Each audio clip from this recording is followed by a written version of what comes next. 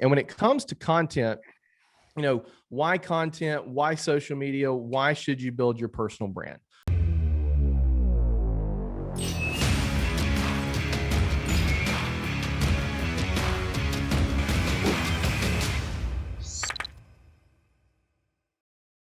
I do a lot of speaking in the insurance industry. I run an insurance agency. I'm an insurance agent first. All this other stuff is extra, but I do a lot of speaking in the insurance industry, and I get some pushback, right, when we're talking about social media and content and that sort of thing.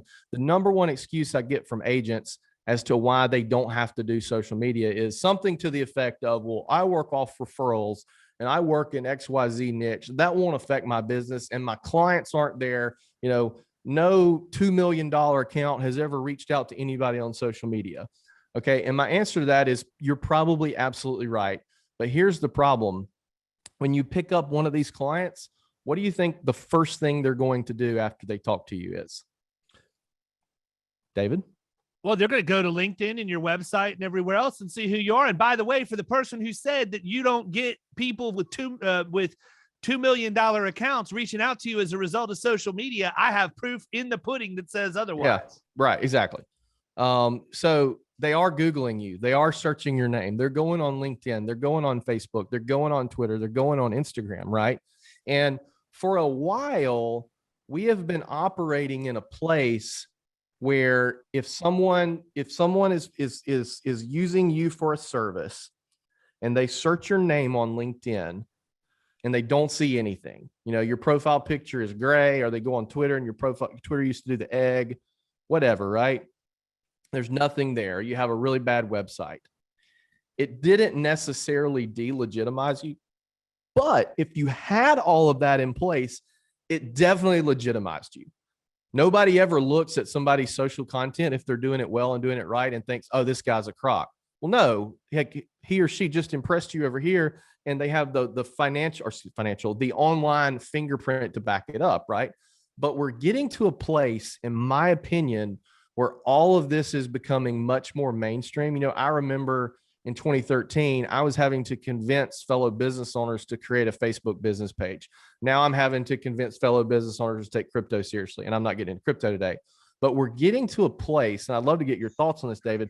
We're getting to a place to where if somebody searches you and there's no online fingerprint, it's going to delegitimize you. I agree. I mean, I think it's the same thing. Look, I went and talked about blogging all morning. If you go to Florida Risk Partners, we have not put a new blog on our website in a year. That's 100% my fault.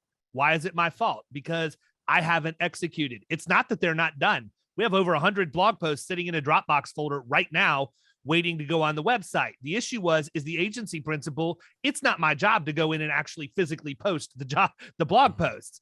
I had a hard time giving up control, and I'm man enough to admit that. That's the whole reason my son has a job here now full time, is he can go in and get all of that stuff back to where it needs to be. So, if somebody were to go to my website right now and look and see when the most recent blog post was posted, they may question whether or not I'm even in business because it's been a year.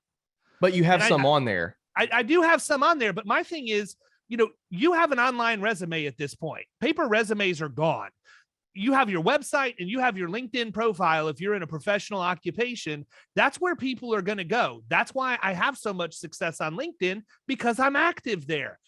Our website does have good content.